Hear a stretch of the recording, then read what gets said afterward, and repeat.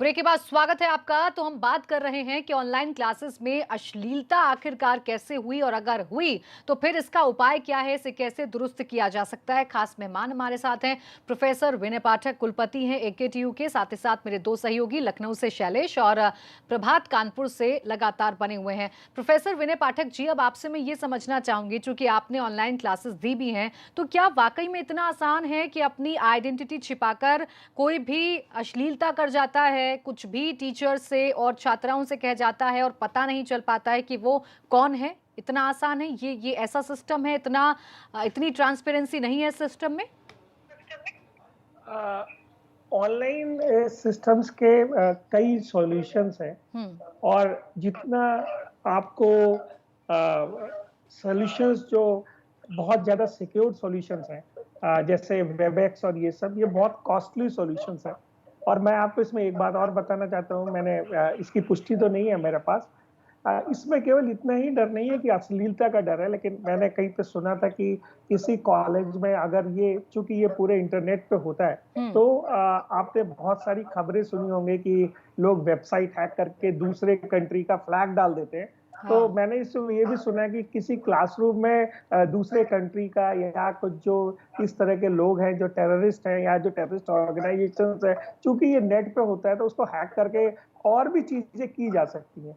इसलिए जो आपको याद होगा या आपको पता भी होगा कि जो कॉरपोरेट्स हैं, उनके जो वेबिनार्स होते हैं या जो जूम पे मीटिंग होती है या जो वेबएक्स पे मीटिंग होती है, वो लोग इन सिक्योरिटी कंसर्न्स को लेकर बहुत ही वो रहते हैं और वो अपने डिजिटल इंफ्रास्ट्रक्चर पे बहुत सारा पैसा खर्च करते हैं। हम्म। चूंकि जूम और ऑनलाइन क्लासेस हम लोगों ने बहुत सारे व्हाट्सएप से शुरू की, जूम के फ्री वर्जन से शुरू की, जिसमें आपने भी न्यूज़पेपर्स में पढ़ा होगा कि बहुत बार आया कि इसमें ये सारी प्रॉब्लम्स हैं।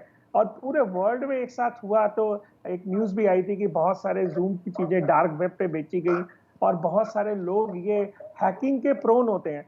तो आपको पता होगा कि जो पूरा नेट है और जो पूरे इंटरनेट है, उस पे साइबर क्राइम्स और साइबर थिंग्स और सिक्योरिटी के बड़े लूप होल्स हैं।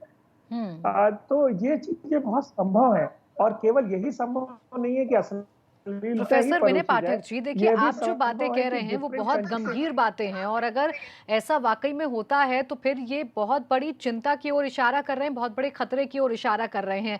सवाल फिर ये है कि जब इतनी सारी संभावनाएं हैं गड़बड़ी होने की, हैकिंग होने की, डेटा चोरी होने की, तो फिर ये ऑनलाइन क्लासेस का मतलब क्या रह जाएगा? बच्चों के जिस सुनहरे भविष्य के लिए, बच्चों के जिस पढ़ाई को कंप्लीट करने के लिए हम ये क्लासेस चला रहे हैं, उसका कोई मतलब नहीं रह जाएगा विनय पाठक जी? तो सोल्यूशन नहीं होना चाहिए क्या इन सब चीजों का?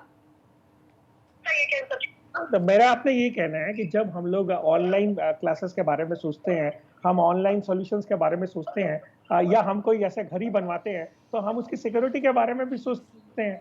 ऐसा तो नहीं है कि हम सड़क पर जाके इसीलिए हम लोगों को ये रिक्वेस्ट मेरी सभी लोगों से है कि जो लोग ऑनलाइन प्लेटफॉर्म्स यूज कर रहे हैं, जो ऑनलाइन चीजें यूज कर रहे हैं, तो अभी तक हम लोग ने बोला कि छात्रों की काउंसलिंग होनी चाहिए, छात्रों को पनिशमेंट होना चाहिए, छात्रों के लिए गाइडलाइंस होनी चाहिए, लेकिन जो लोग टेक्निकल सॉल्यूशंस यूज कर रहे हैं, उनको भी अपने टेक्निकल सॉल्यूशंस का ऑडिट कराना चाहिए। उन्हें भी देखना चाहिए कि वो साइबर क्राइम से क्या प्रोटोकॉल्स करके साइबर हैकिंग से बच सकते हैं या साइबर जो एथिक्स है वो फॉलो कर सकते हैं। और सारे कॉर्पोरेट्स करते रहते हैं।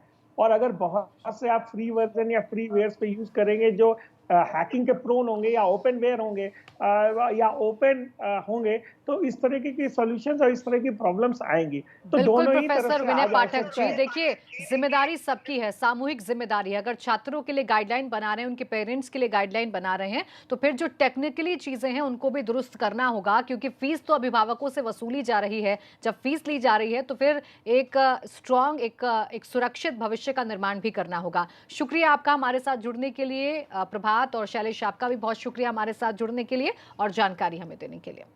इसी के साथ हमारी इस खास पेशकश में बस इतना ही। देखते रहिए एबीपी गंगा, खबर आपकी, जुबान आपकी।